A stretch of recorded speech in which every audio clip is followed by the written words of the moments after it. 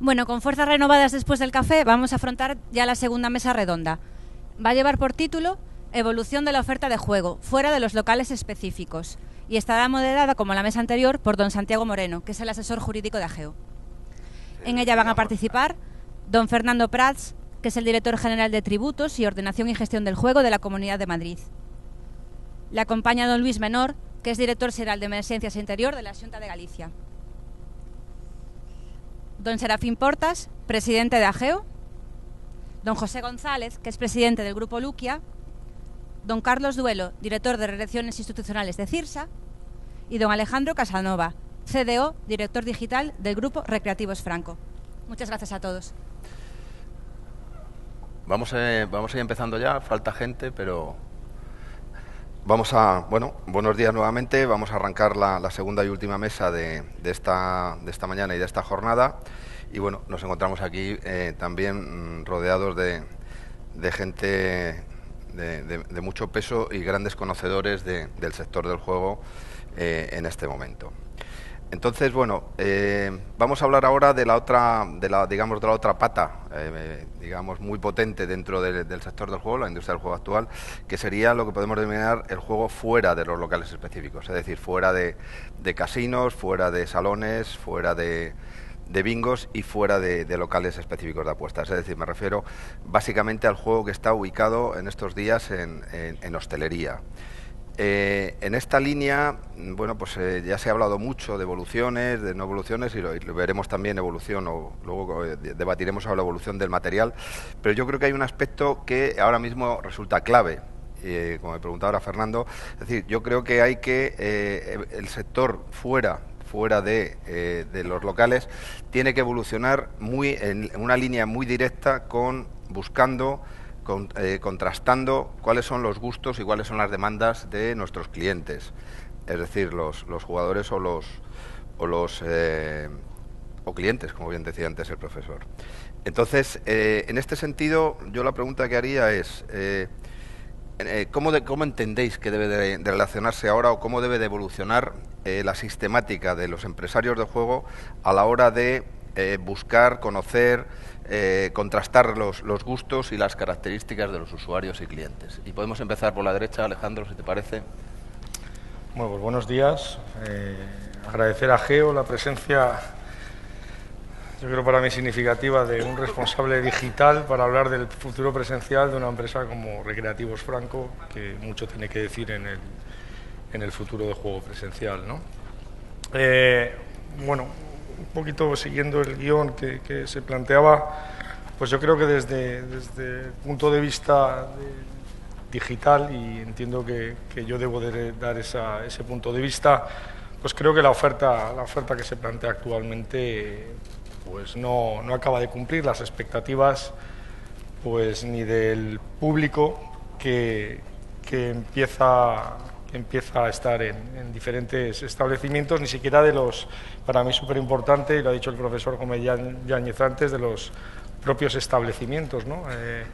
Hoy, y yo siempre pongo el mismo ejemplo, los que tenemos la oportunidad de viajar bastante, no solo España, fuera, cuando vemos las configuraciones de las ciudades, pues casi todas las ciudades, si no es por pues los monumentos históricos de cada ciudad, las principales calles e incluso las secundarias son siempre iguales, los mismos locales, las mismas gastrobares, Starbucks, y creo que es complicado que la oferta de juego actual pues en todos esos establecimientos encaje, ¿no? Entonces, bueno, no creo que hoy cumpla las expectativas, ¿no?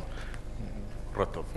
José, ¿tú qué opinas un poco de la línea, por dónde se debería de ir en este camino, buscando un poco el conocimiento, fidelización del cliente? ¿Cómo lo ves?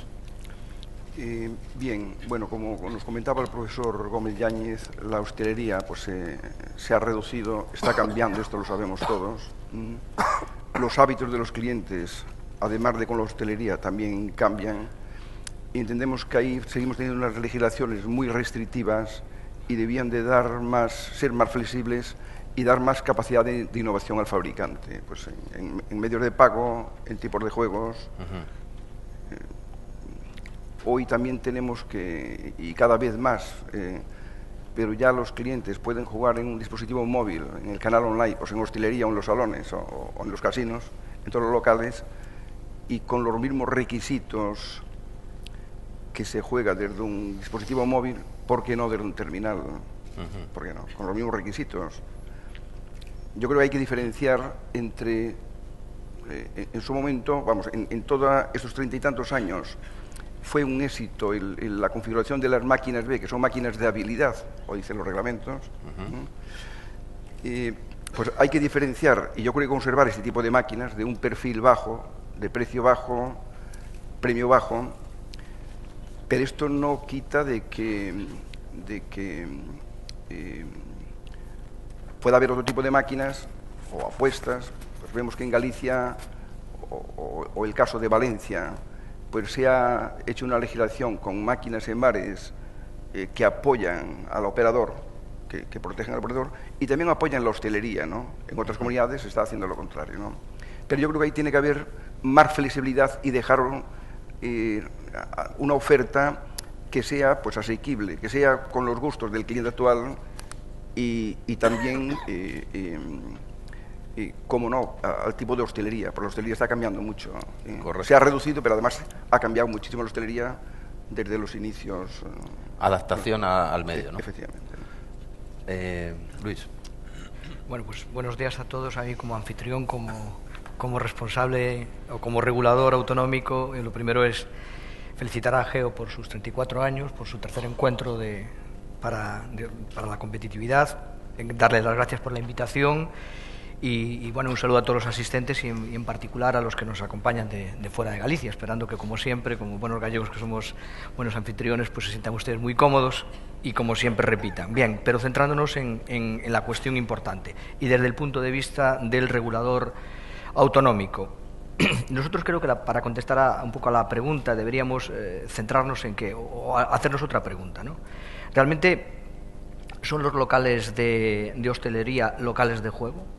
Entonces, en función de cómo respondamos a esa pregunta, si lo consideramos como un local de juego más, evidentemente, pues entonces estaremos ante una situación en la que se le aplicará la normativa vigente a los locales de juego, no habrá limitaciones en cuanto a productos y los requisitos serán los mismos.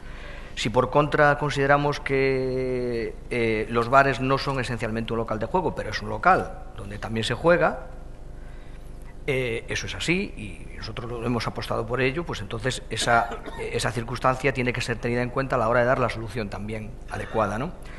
Evidentemente, ahí tenemos que ponderar dos cuestiones. Nosotros siempre actuamos, yo creo que la Xunta de Galicia no es sospechosa en ese punto de nada, de otra cosa, tenemos que hacer coexistir dos intereses perfectamente legítimos en juego. Por una parte, la legítima iniciativa empresarial, que además nosotros estamos en una tierra que, en este campo, yo le decía antes a algún operador, algún empresario, que si tuviéramos muchos sectores tan punteros en nuestra economía como es el sector del juego, pues Galicia seguramente en todos los sectores sería una potencia.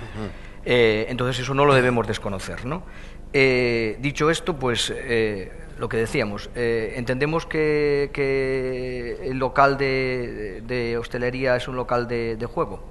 Nosotros entendemos que no, pero tampoco es un local donde se debe prohibir el juego, ni mucho menos. Por lo tanto, el juego sí está perfectamente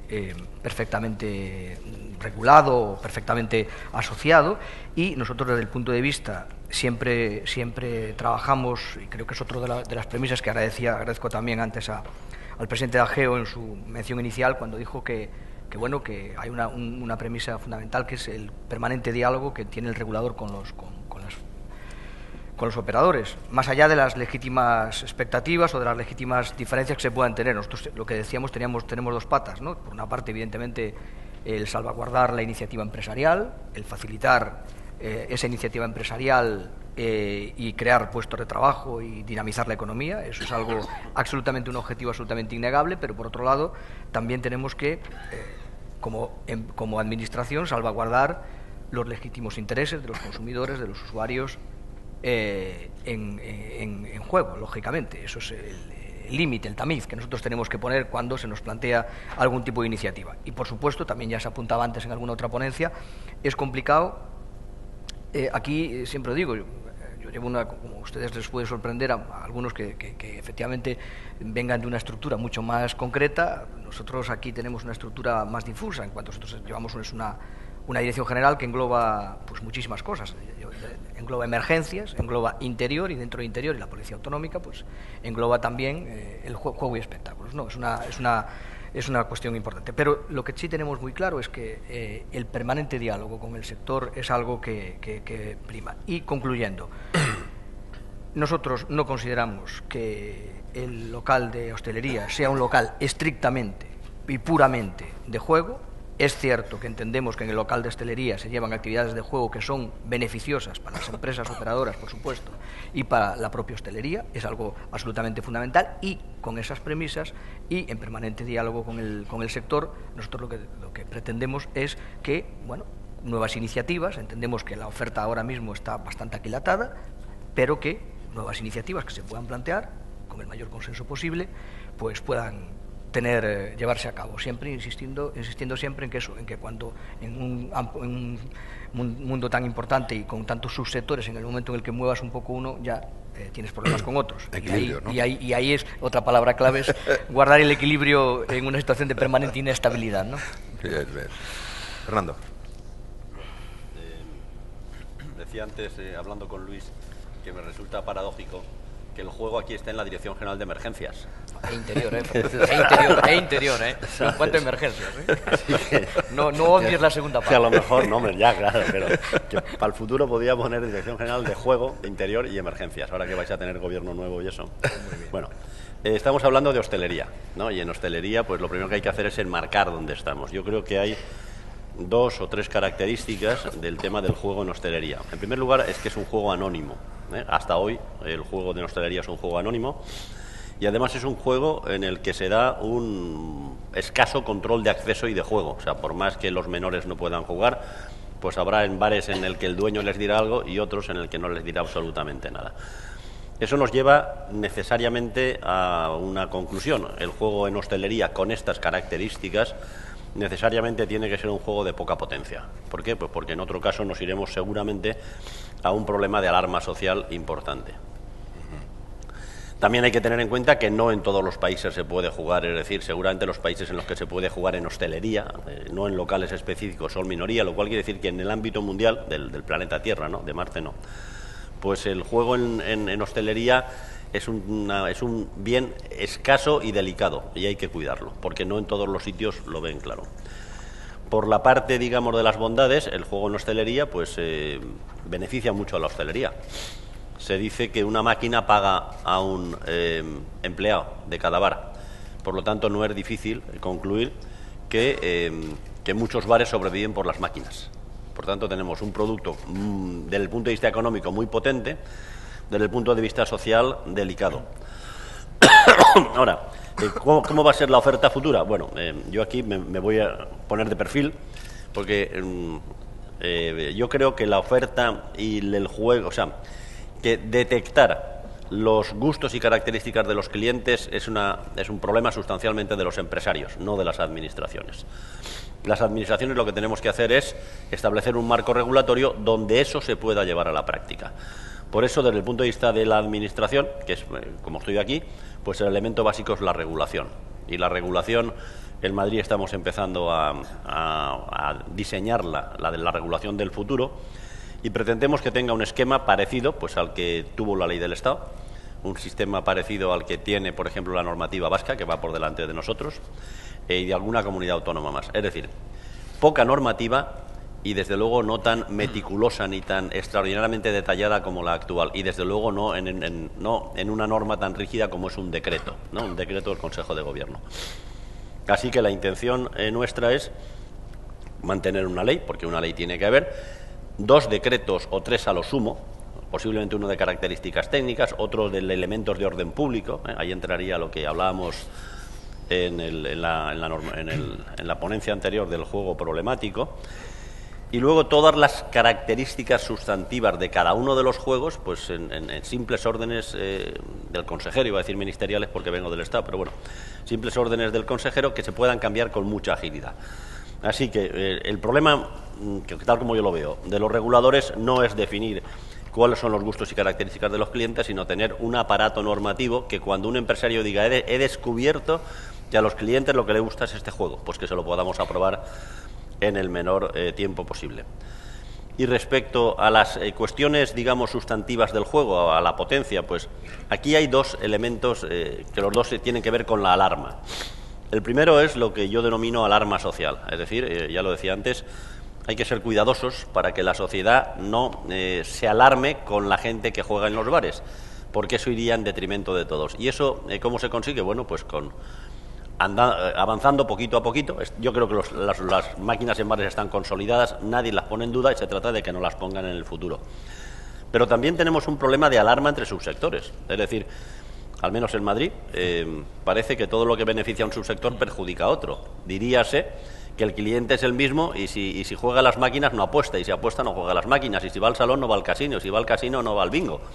Yo creo que no es exactamente así, y los estudios que está haciendo la Fundación Codere pues lo ponen de manifiesto. Pero bueno, muchas veces uno de los principales inconvenientes para poner una medida es la alarma entre subsectores, es decir, la propia pelea entre subsectores para que si a uno se le beneficia, que se le beneficie al otro o a ninguno de los dos. Bueno, yo creo que con esto voy de momento. Serafín, un poco tú que en esta línea que... Bueno, prácticamente se ha dicho todo, pero bueno, yo creo que tenemos un tema muy importante y vamos a ver, tenemos que reconocer que nuestros locales de hostelería están cambiando. La oferta, vamos a ver, ¿dónde funcionaban las máquinas?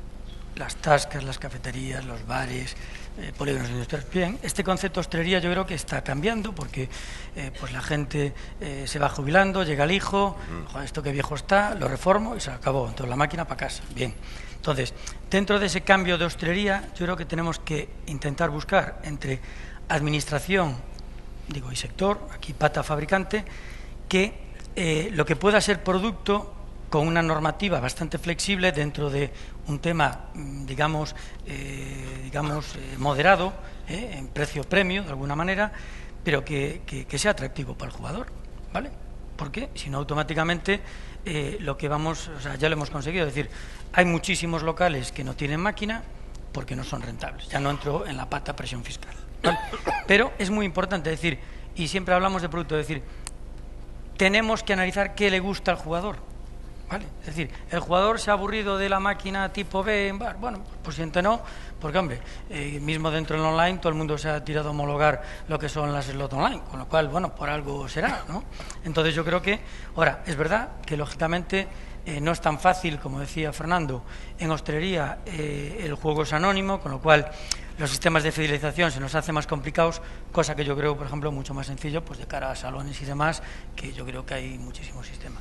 Y otro tema que yo creo que ahí también tendríamos que tener en cuenta muchas veces también son los medios de pago, ¿vale? Luego lo veremos eso, ¿vale? Carlos, tú qué... Bueno, primero gracias por la invitación y permitirme estar en esta mesa.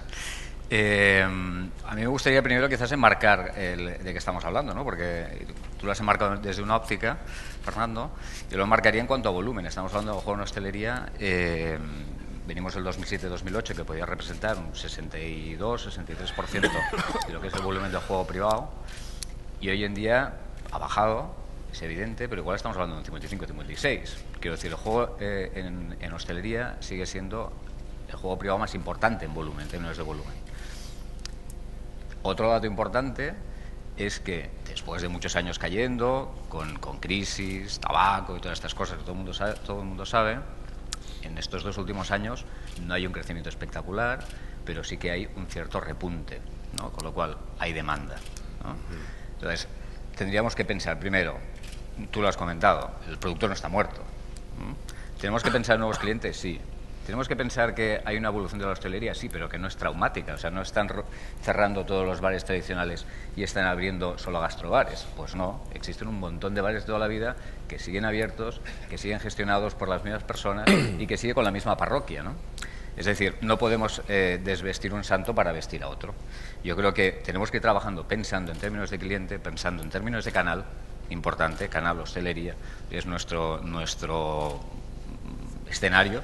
Tenemos que vivir y apoyar a la hostelería y, por otro lado, pensar en los gustos de nuestro cliente final jugador, que nos tenemos que adaptar y tenemos que buscar cuáles son esos drivers que le llevan a jugar, ¿no? Pero partiendo de que hoy en día hay una demanda sólida y que hay un colectivo importante de personas que le gusta jugar a las máquinas en la hostelería, con la oferta que hay actualmente.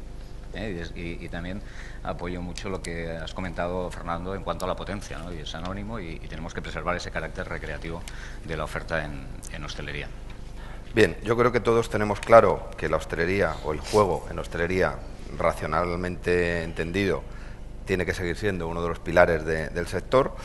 Y en esta línea, bueno, pues está el otro gran punto de que siempre surge y que yo además también creo que ya va llegando el momento, dada la madurez que tiene este sector, y yo creo que ha demostrado durante mucho tiempo una fiabilidad en sus relaciones y con las administraciones públicas competentes y, por supuesto, en cuanto al cumplimiento con rigor, en muchos casos, de la norma. Yo creo que llega el momento también de ver hacia dónde debe de evolucionar el producto, es decir, lo que entendemos como una máquina que tiene que seguir llamándose recreativa, que tiene que tener unas características de precio-premio reguladas y tiene que ser, digamos, a un nivel que no, como bien decíais, que no cree ningún tipo de alarma, pero evidentemente sí creo que hay que adaptar esa máquina, hay que adaptar esa máquina a los nuevos tiempos, hay que adaptar esa máquina a los gustos también de los clientes. Entonces, la pregunta un poco que yo quiero hacer es, dado la experiencia que todos tenéis, los que estáis en la mesa, desde un parámetro u otro, es decir, ¿hacia dónde creéis que debería, Alejandro, y arranco contigo, debería de evolucionar el producto? Es decir, ¿hacia dónde debe evolucionar la máquina de tipo B, hablando de hostelería? Y, es decir, ¿qué debería estar regulado y qué no? Es decir, muchas veces ya hemos hablado de que una máquina quizás lo que hubiera que acotar con claridad palmaria, y la norma debería hacerlo, pues sería precio, premio, porcentaje de devolución y poco más, ¿no? Y poco más. Pero bueno, esos son criterios. Pero ¿hacia dónde pensáis o hacia dónde debe ir el producto? Bueno, hacia dónde debe evolucionar la máquina de tipo B, decía antes Carlos, que hay que hay sitio para todos, efectivamente, que hay sitios locales donde la máquina B de hostelería, como conocida tradicionalmente, y a mí es que me gusta que haya sitio para todos, pues eso seguramente tiene su continuidad. Pero hoy hay tecnologías online de descarga de juegos que permiten, pues, llevar contenido a otro tipo de locales que hoy no alcanzábamos llegar. Entonces, pues supongo y creo, creo y creemos que la tecnología de juego y los contenidos para aquellos locales donde hoy funciona la máquina tipo B seguirá estando exactamente igual, y los fabricantes que a ellos se dedican pues seguirán trabajando para lograr sus mejores éxitos, pero igualmente, como generadores de contenido, los fabricantes debemos estar pensando en que hay otros establecimientos, otros locales, otros tipos de locales que quizá hoy no llegamos, o no llegamos como pensamos que hay que llegar, es decir, no siempre hay que llegar con un dispositivo físico, hay que llegar de otra manera a esos locales, y hay tecnologías disponibles para llegar de esa manera. Antes hablaba de marca, de juego responsable, de que el sector se tiene que aunar, decía el profesor, para trasladar eso. Yo sigo diciendo que hay un montón de locales en España en el que se podría colocar contenido, juego, y que a lo mejor pues no se colocan simplemente por el hecho de que no se trabaja esa marca, y que a esas empresas pues no les puede chocar que nuestras marcas se encajen ahí. Pues seguramente la tecnología online, la tecnología digital y un trabajo de permeabilidad y transparencia de la industria harán que podamos llegar a esos locales con contenidos diferentes, con lo cual entiendo que el producto, y como desarrolladores de producto, pues en aquellos locales donde siga perdurando la máquina B, pues seguiremos trabajando ese contenido, y en otros locales donde hoy no lleguemos o la tecnología permita que lleguemos de otra forma, trabajaremos un contenido que se adapte a los gustos de ese cliente que va a esos sitios que a lo mejor hoy ni cuenta con nosotros. Correcto, José. Y si hablamos de las actuales máquinas B de juego anónimo, en mi opinión se debía de regular el precio partida, porcentaje de premios, premio máximo, el ciclo de partidas y una tributación proporcional a los ingresos. Para mí serían los 5 aspectos que... Y el resto... dejar libertad al fabricante. Y el resto que fuera libre a la hora de preparar o definir esa máquina, ¿no? Efectivamente. Luis. Sí, bueno, nosotros efectivamente, justamente al finalizar la anterior legislatura, estamos empezando la nueva, como todos ustedes saben, ¿no? Nosotros tenemos una ley antigua, reformada, pero antigua, y esa ley obedecía a unos principios, pues lógicamente que no son los actuales, ¿no?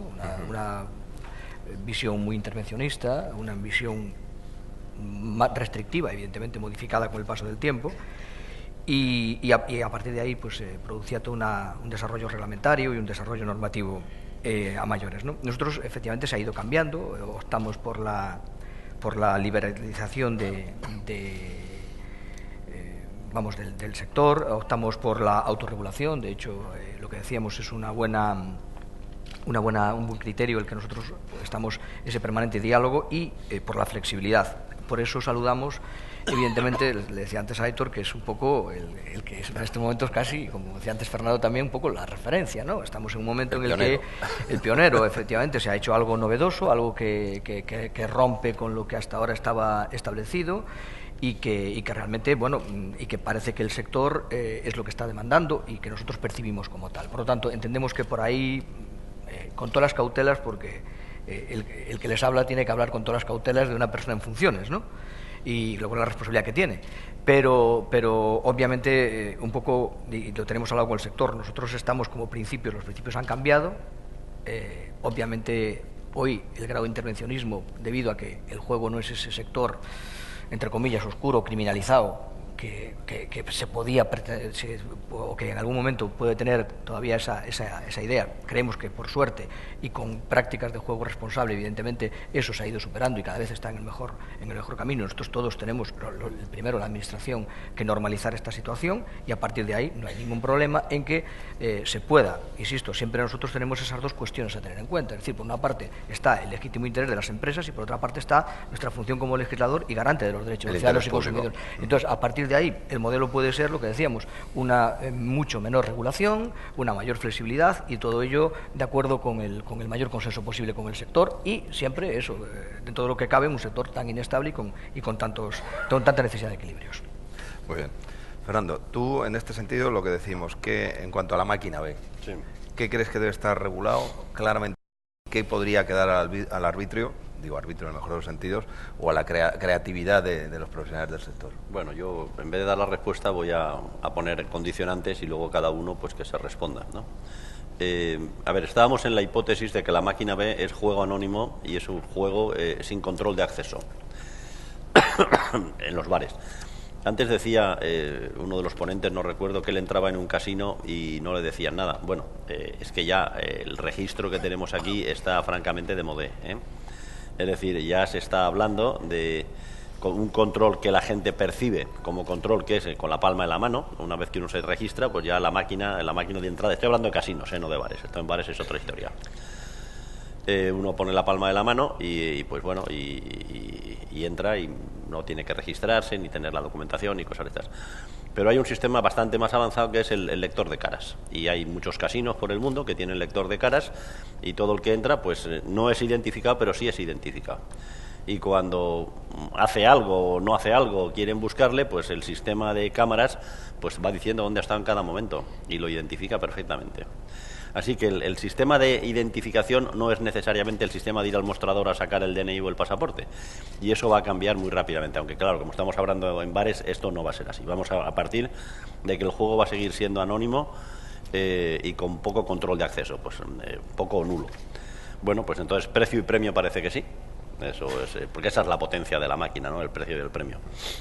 El tema de la programación y el ciclo, bueno, la programación, desde el punto de vista de fondo, pues tiene partidarios y detractores. Hay quien dice que el juego de las máquinas B programadas es mucho más, digamos, mucho más atractivo para los jugadores. Yo no lo sé porque desgraciadamente no soy jugador. Y hay quien dice que al contrario, que es el juego de azar el que es más atractivo. Pero hay un hecho que no podemos olvidar. Programar máquinas es muy difícil. Muy difícil. Hacer máquinas buenas y eso, pues yo creo que Alejandro, que está ahí al fondo y tiene unas estupendas máquinas, bueno, y también Carlos, que tiene otras estupendas máquinas programadas, me lo podrán corroborar. Tiene una tecnología detrás que prácticamente no domina nadie en el mundo, salvo los españoles. Las máquinas programadas de 40.000 ciclos. Entonces, si no hay una razón evidente para cambiar digamos, el estándar, ¿para qué vamos a dejar a los pies de los caballos a los fabricantes españoles? Me diréis que soy chauvinista, pero es que yo creo que es importante. Claro, es que si yo tengo un Cirsa, tengo un Franco, tengo una serie de fabricantes estupendos de máquinas de bares que hacen un producto que no saben hacer los de fuera, porque no saben. Yo no entiendo por qué, pero ellos me dicen que no saben. ¿Para qué? Yo creo que, oye, aquí damos muchos puestos de trabajo y si eres igual de atractivo, pues seguimos como estamos. Así que en ese contexto de protección de la industria nacional, o como se quiera llamar, pues yo creo que la programación también tiene que estar regulada. Y, por tanto, si regulas la programación, regulas el número de ciclos, ¿no? El tiempo de duración de partida, que es otro de los parámetros que ahora están regulados, bueno, ese es un mecanismo de protección del jugador compulsivo, ¿no? Es una buena defensa a la hora de, digamos, de demostrar que los reguladores tenemos esa sensibilidad ante el juego pernicioso que se dice, ¿no? 3 segundos, 5 segundos, bueno, pues también parece razonable. Posiblemente el que tenga menos números para quedarse es el número de juegos, porque qué más da que sean 5 que 15. Si vamos a una tributación, bueno, lo que ya es normal en Italia, si vamos a una tributación por el win o por el margen, necesariamente hay que interconectar las máquinas. Y esto no son máquinas basadas en servidor, no confundamos máquinas interconectadas. Y si las máquinas están interconectadas a efectos fiscales, pues por un poquito más están interconectadas a efectos de descarga de juegos, con lo cual la panoplia de juegos se puede ir no al infinito, porque el infinito no existe, pero a mucho. Otro problema, el porcentaje de premios. Ahora es fijo. ¿Puede ser variable? Hombre, con estas máquinas no parece. Con otro elemento, digamos, más informatizado y más inteligente, sí.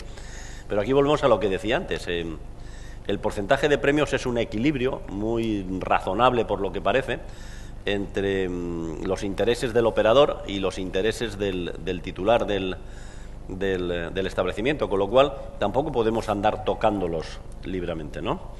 Y luego la tributación proporcional. Bueno, antes se decía una cosa que era cierta, la tributación a tanto per cápita es la más fácil de gestionar. Tienes un censo de máquinas a 3.000, bueno, en Madrid, a 3.000, en Galicia no porque es más caro, ya lo han dicho. A 3.600 euros máquina año, pues enseguida sabes lo que recaudas. Y además es muy fácil de controlar que nadie evade el pago del impuesto. En Madrid tuvimos yo creo que fuimos, si no los primeros casi, en poner en la ley la tributación proporcional, con un tipo del 15% que a mí me parecía que era un tipo razonable.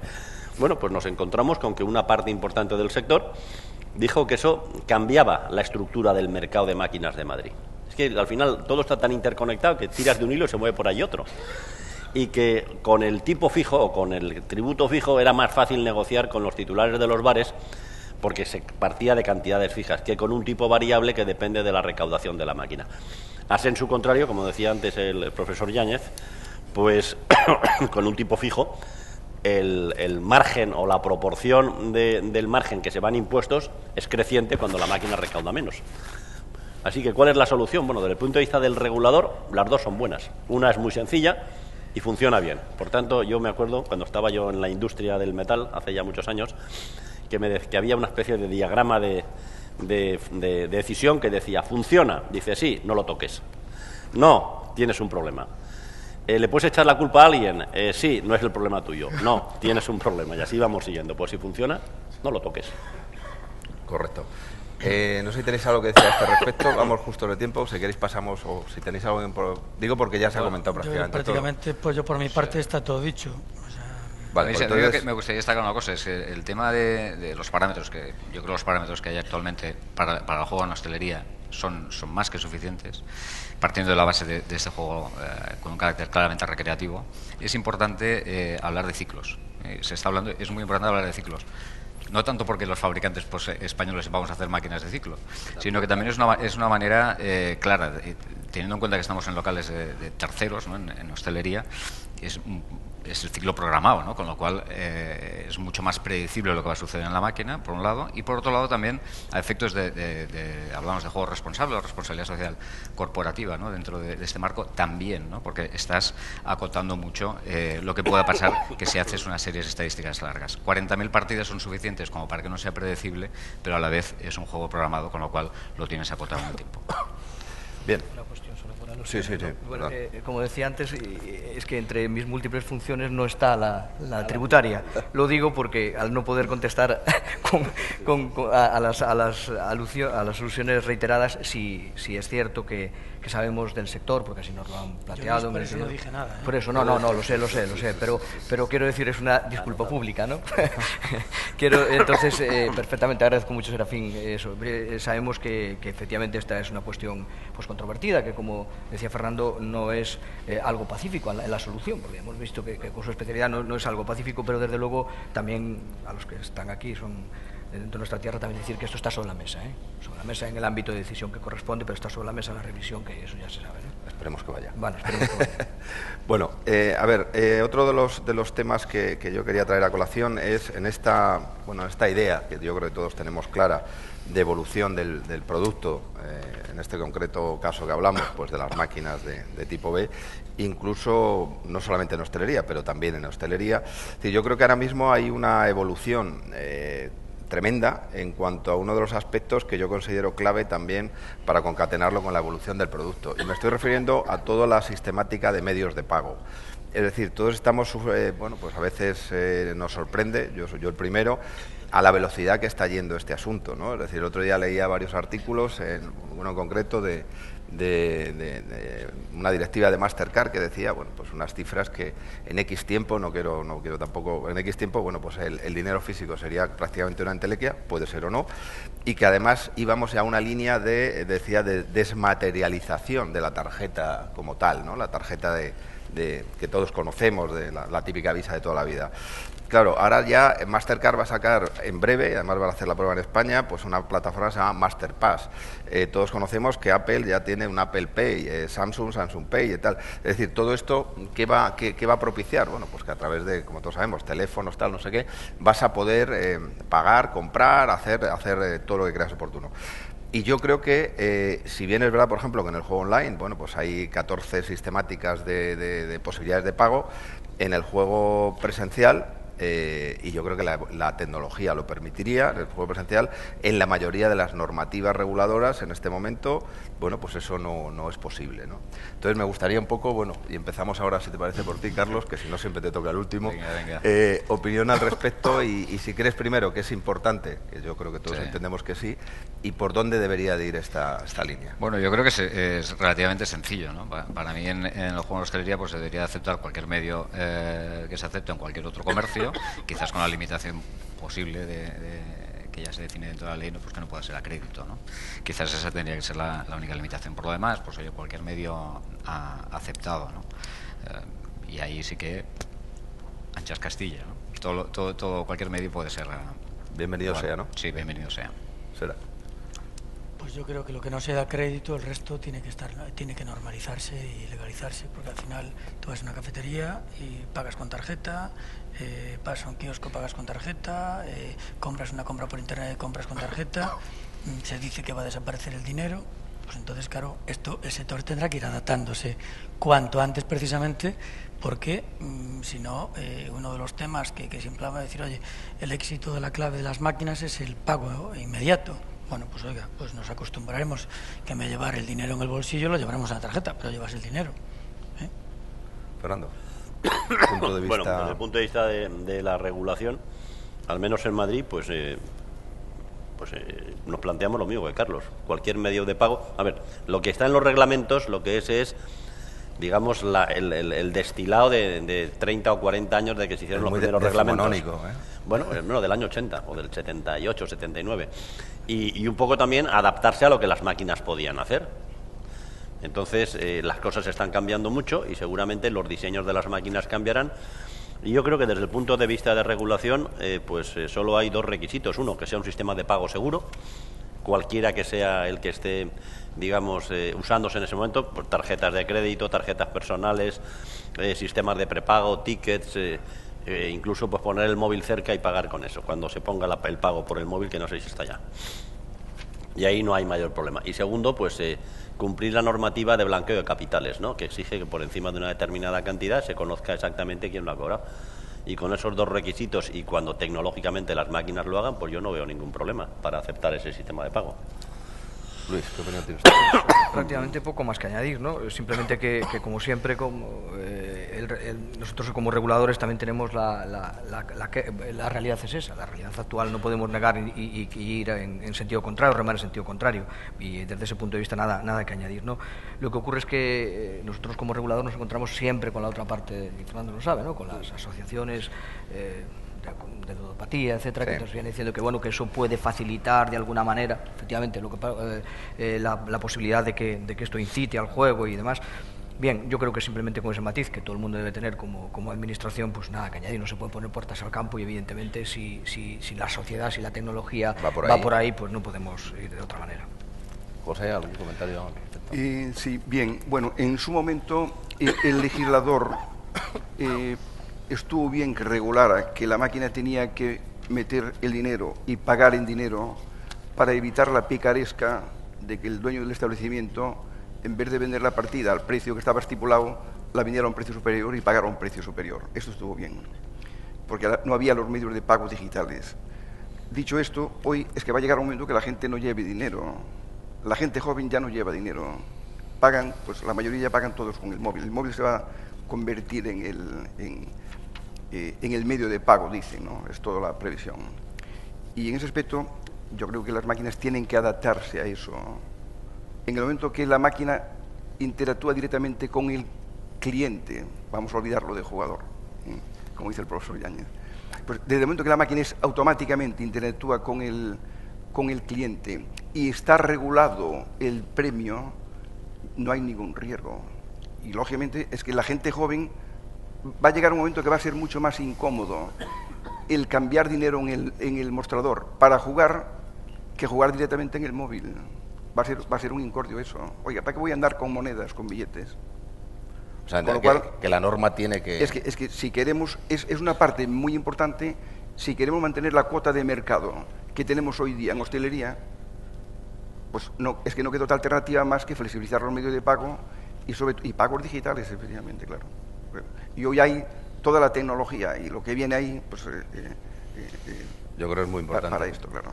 Alejandro. Yo creo que detrás de la evolución de los medios de pago está la propia evolución de la sociedad, ¿no? Es decir, la gente usa, evidentemente, ya los chavales y la gente ya un poco que somos más mayores no llevamos dinero, no llevamos cada vez menos tarjetas, usamos el móvil, pero ya no es por comodidad, sino yo creo que detrás de eso es que tú al final, y me parece importante decirlo, tú dispondrás en tu móvil de un monedero, de un saldo, donde poder gastarte ese dinero bien en cualquier entorno de entretenimiento. Puede ser un juego, puede ser tomarte un café, puede ser muchas cosas. A mí me cuesta ver toda esa evolución de la incorporación de los medios de pago al juego sin que detrás haya tecnologías online de juego. Me cuesta verlo, ¿no? Con lo cual, al final, supongo que eso también empujará y será un driver de cambio de toda esta transformación digital del contenido del juego. Hoy hay aplicaciones, hace poquito habéis visto ING que saca Tweetcash, que lo que te permite es, pues en cualquier supermercado, en cualquier centro de compra que se maneje efectivo, puedes, si haces una compra, sacar dinero de ahí. Bueno, pues eso supongo que a los supermercados les vendrá fantástico y tiene un reto las empresas de seguridad, porque ya no irán a recoger dinero, sino que podrán mover dinero de otra forma y generará recompra. Pues eso llegará al establecimiento de hostelería, claro que sí. Un fabricante como nosotros, pues tendremos el reto, o tenemos el reto, de adaptar, pues en vez de dispositivos que hoy tenemos metidos en un mueble, pues tendremos que tener simplemente algo que haga que pase el pago. O sea, es hasta más sencillo. Bien, bueno, pues el tiempo se nos va agotando y vamos a ir a la que puede ser la última cuestión de la mesa.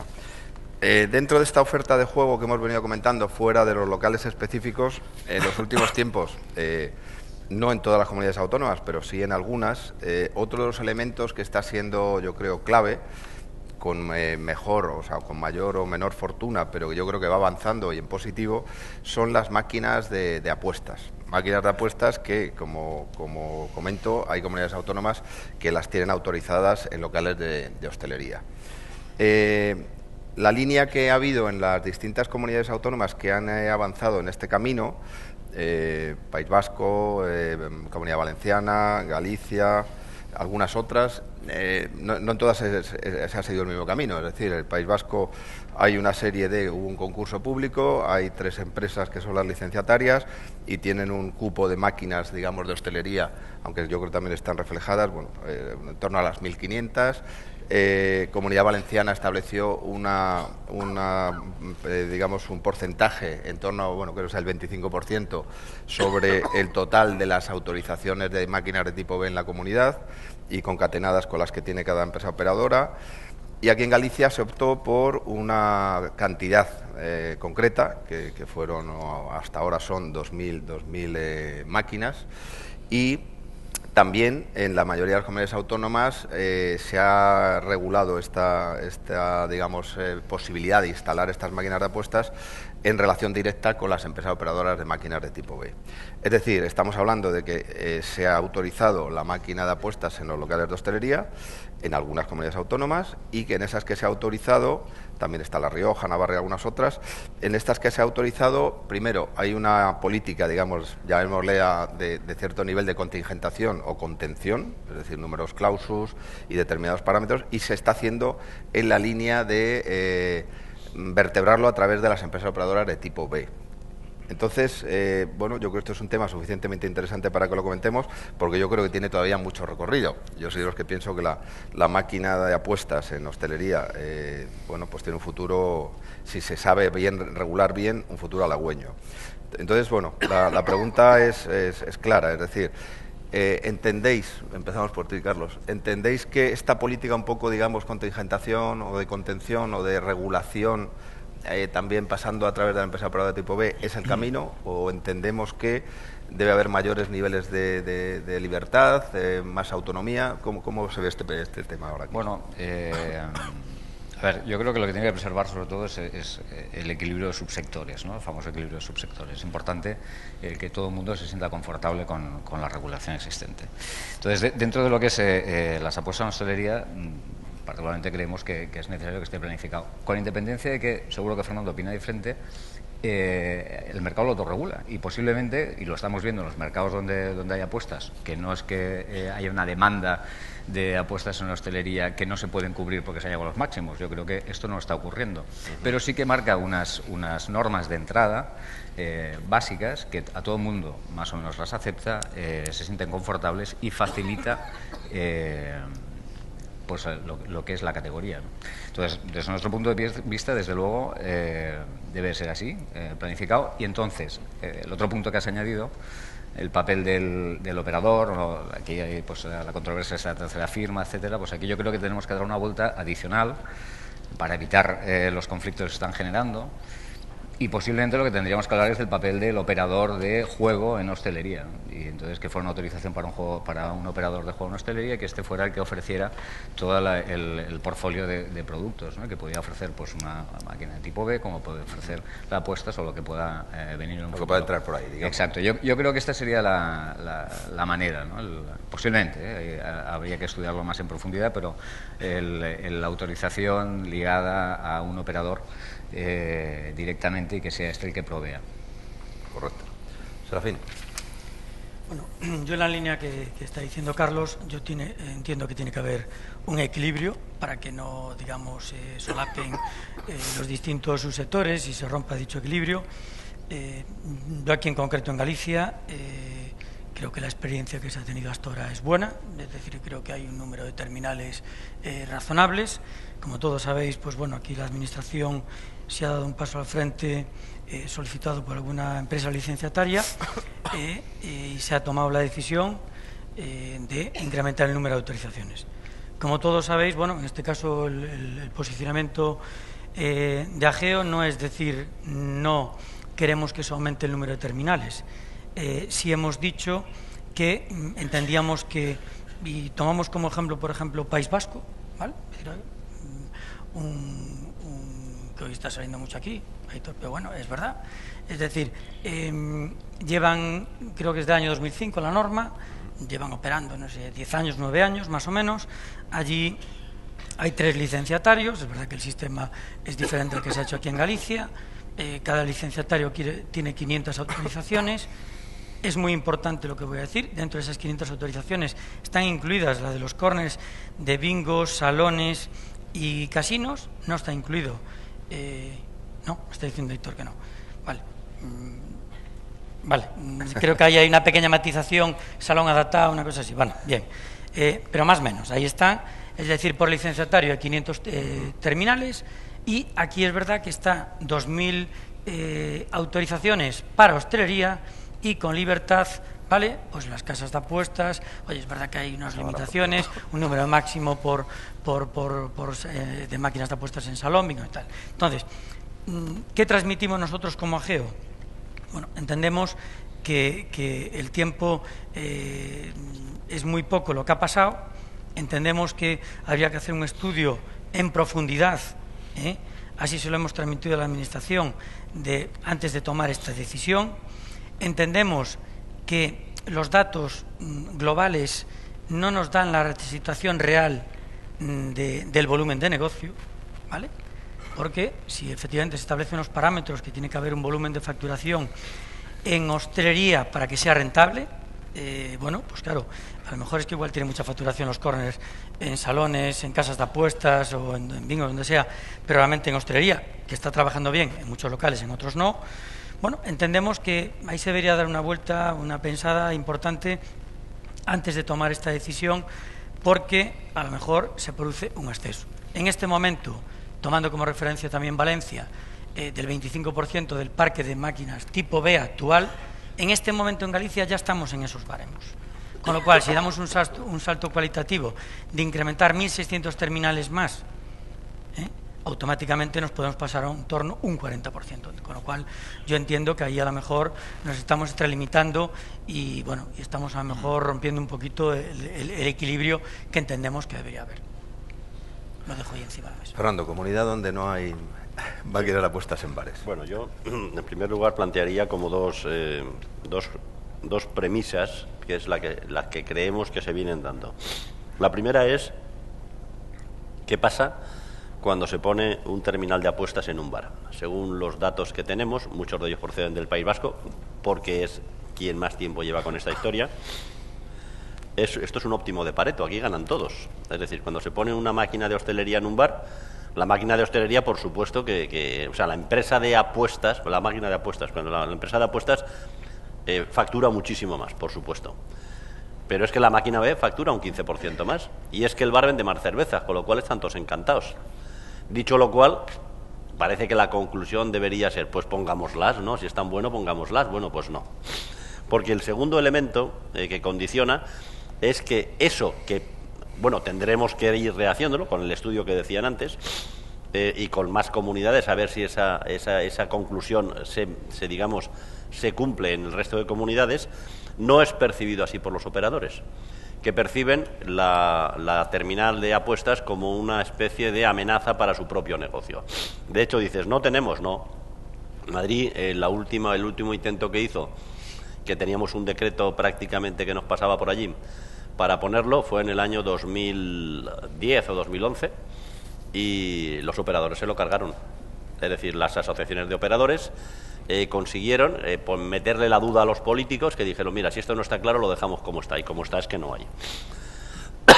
¿Cuándo tendremos otro decreto que pase por allí? No lo sé, pero es importante que se pongan de acuerdo. Claro, desde ese punto de vista, la experiencia del País Vasco es peculiar, porque si no estoy mal informado, alguna de las empresas que tienen de apuestas, en realidad los socios fueron operadores de máquinas, con lo cual, claro, se tuvieron que poner de acuerdo con ellos mismos y eso siempre es bastante más fácil.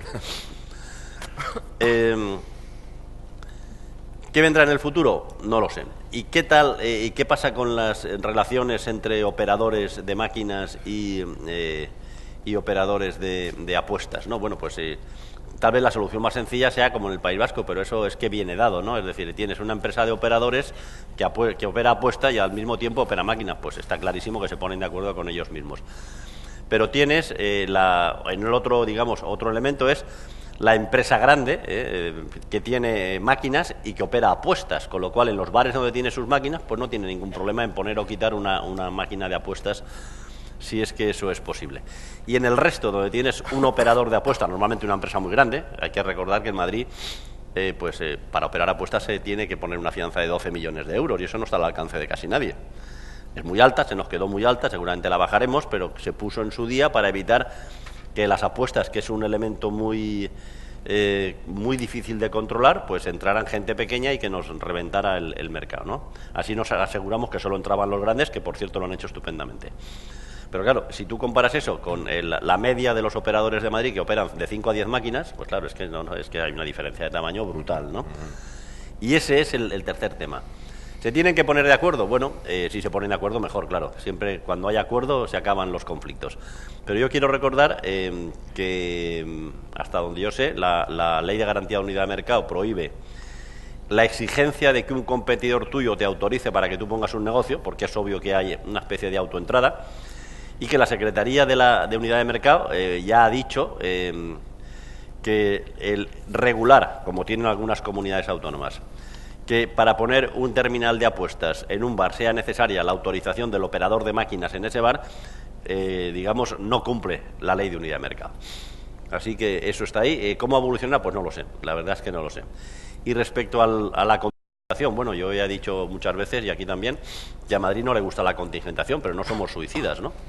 Y también he dicho que el tema del juego en bares es particularmente delicado, por el tema por el efecto que puede tener de que haya algún tipo de reacción social.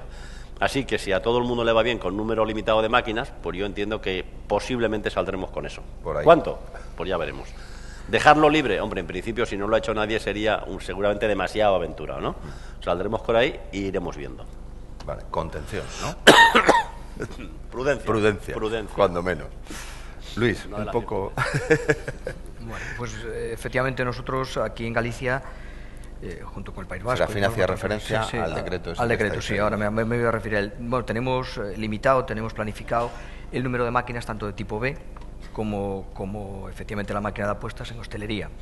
Bien, lo tenemos hecho desde el 2012 y lo tenemos hecho con consenso. En principio, también se convocó concurso, acudieron seis operadores y se prorratearon las máquinas entre los mismos y en principio funcionó. Se hizo de acuerdo con unas características, efectivamente en este caso, ligada la autorización al operador de la máquina B, bueno, pues porque había una tradición de control y que funcionaba muy bien el operador de máquina B con el bar y con la máquina de apuestas, y funcionó correctamente, ¿no? Y ha funcionado correctamente. Bien, a partir de aquí, efectivamente no somos ajenos, y bueno, Serafín lo tenemos hablado muchas veces, y hay personas que están aquí en la mesa y desde luego entre el público que sí han estado en negociaciones. Nosotros tenemos nuestro decreto y contemplaba la autorización de 2.000 máquinas, ¿no? Con la posibilidad, el propio decreto, con la posibilidad de una prórroga hasta las 3.600, ¿no? Por lo tanto, no es que cuando hemos tomado esta decisión las 2.000 máquinas estaban instaladas. Entendemos que las empresas no son suicidas y se han instalado las 2.000 máquinas, efectivamente es porque hay mercado y porque les resulta rentable, más o menos. Y cuando nosotros no hemos tomado la iniciativa de levantándonos una mañana, decir que ahora vamos a pasar a 3.600 porque esa mañana nos apetece pasar a 3.600, ¿no? Es cierto que ha habido empresas licenciatarias, empresas del mercado, que nos han pedido, que nos han demandado, que tienen un mercado suficiente para hacer uso, para aumentar y llegar al tope.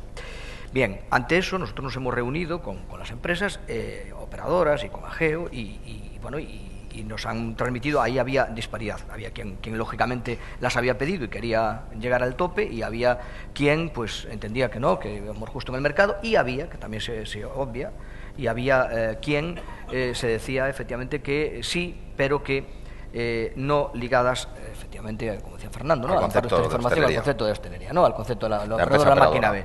Eso es lo que hay, ¿no? O sea, para entendernos, y termino. Si nosotros decimos esto, ¿por qué se ha acordado? Primero, porque estaba previsto, el decreto había previsto ya esa posibilidad. Segundo, cuando se ha acordado la prórroga, o sea, el llegar al tope, se ha acordado a petición de empresas licenciatarias, no se ha acordado unilateralmente por la administración y de cualquier manera.